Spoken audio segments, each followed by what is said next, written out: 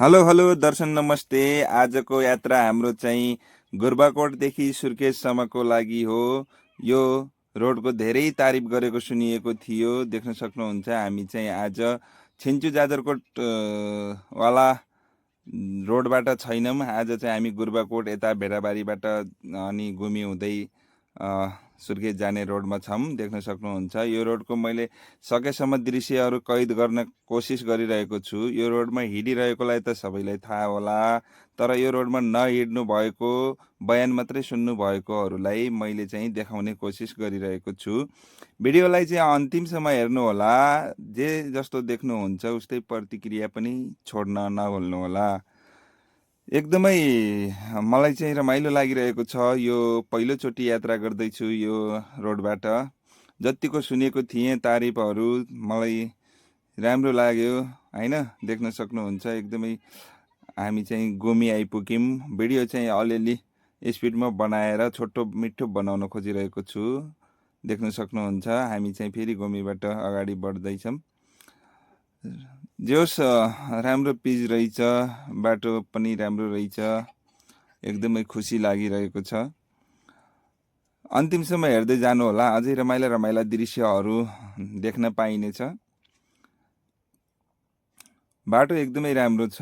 जुन छिन्चु जाजरकोटको बाटोभन्दा चाहिँ चौगुणा राम्रो लाग्यो मलाई चाहिँ। उताको धुलो माटो होइन, पिचहरू जताकतै बिग्रिएको थियो भने यसमा चाहिँ नयाँ भएर पनि हुनसक्छ। एकदमै राम्रो छ, गाडीहरू पनि स्पिडमा चल्न सक्ने वातावरण छ भन्न सकिन्छ। मलाई चाहिँ एकदमै खुसी लाग्यो यो रोडमा पहिलोचोटि हिँड्न पाउँदा होइन। यताबाट चाहिँ यात्रुहरू पनि आइराख्नु भएको छ अनि गाडीहरू पनि स्पिडमा चलिरहेका छन्। बाटो खाली छ, बाटो एकदमै हिलोदुलो छैन, पिच छ, त्यही भएर पनि एकदमै सजिलो छ ड्राइभरलाई पनि। जताकतै शाखाहरू खुलिरहेको देख्न सकिन्छ, जताकतै पिच भएको देख्न सकिन्छ। यो ठाउँमा राम्रो विकास भएको पनि देख्न सकियो होइन। जस्तै काङ्ग्रेसले के गर्यो, त्यहाँको नेताले के गर्यो भन्नेहरूलाई चाहिँ यो रोडले चाहिँ थोरै भए पनि राहत दिन्छ जस्तो लाग्छ मलाई चाहिँ। हामीले यस्तो काम गऱ्यौँ, यति राम्रो रोड बनायौँ भन्न सक्छन् जस्तो लाग्छ। अब एकदमै खुसी लागेको कुरा चाहिँ एकदमै राम्रो, यो यहाँनिर चाहिँ छोटो मिठो पुल रहेछ। त्यसपछि चाहिँ 2 लाइन बाटो चाहिँ एकदमै राम्रो देख्न सकिन्छ, कहीँ पनि रोक्नु पर्दैन।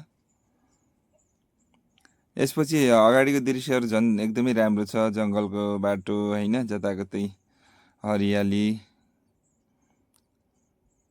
सालका रुखहरू यताउता देख्न सकिने एकदमै राम्रो लाग्यो मलाई चाहिँ। देख्न सक्नुहुन्छ यो बाटो पुरै अन्तिमसम्म हेर्नु होला है त। यताबाट छुट्टिने रहेछ अनि यहाँनिर चाहिँ देख्न सक्नुहुन्छ यस्तो।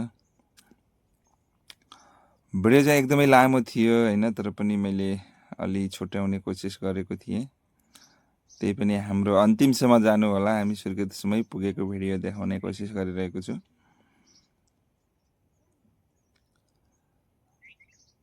यो बाटो हिँडिरहेकोलाई त अब मलाई त थाहा छ किन हेर्नु भनेर स्क्रोल गर्दा पनि भयो। नहेरेकोलाई चाहिँ पुरै हेर्नु होला भन्न आग्रह गर्छु।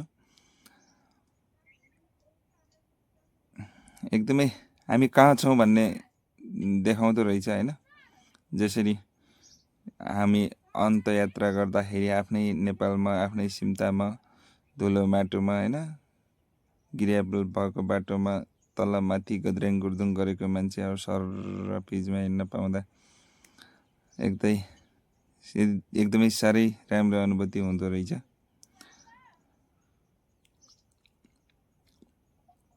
भिडियोमा एकदमै गीतहरू सङहरू बजाएको भए एकदमै सन्तुष्टि, मतलब राम्रो सुनिन्थ्यो, नाइस हुन्थ्यो होइन। अब मैले चाहिँ भिडियोमा गीत राख्न रुचाइन, आफ्नै भोइस ओभर गर्छु भन्ने सोचेर भोइस दिएको छु। हजुरलाई के कस्तो लाग्छ, मन पर्दैन भने स्कुल ओर्नी गर्दा हुन्छ। यदि हेर्न इच्छुक भयो अन्तिमसम्म हेरेर एउटा कमेन्ट चाहिँ छोडेरै जानु होला भन्न चाहन्छु। यो चाहिँ हाम्रो राकमको पुल जस्तै यहाँ पनि पुल रहेछ। त्यसपछि हामी चाहिँ आइपुग्यौँ, कहाँ आइपुग्यौँ, यहाँ दहचौर आइपुग्यौँ जस्तो लाग्यो।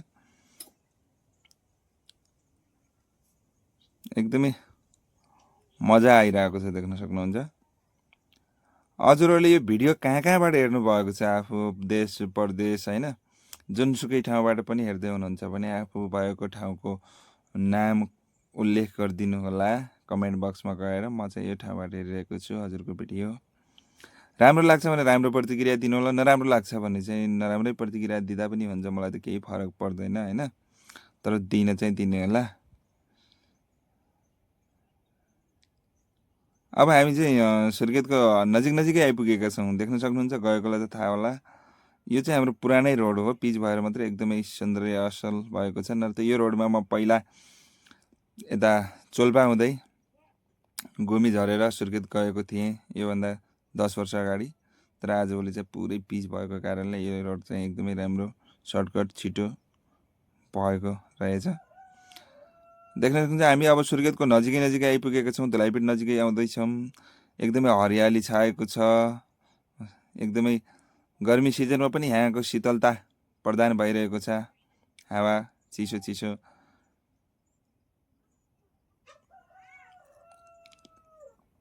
अब चाहिँ आउँदैछौँ हामी धुलाइपीठ, देख्न सक्नुहुन्छ धेरै टाढा छैन। अब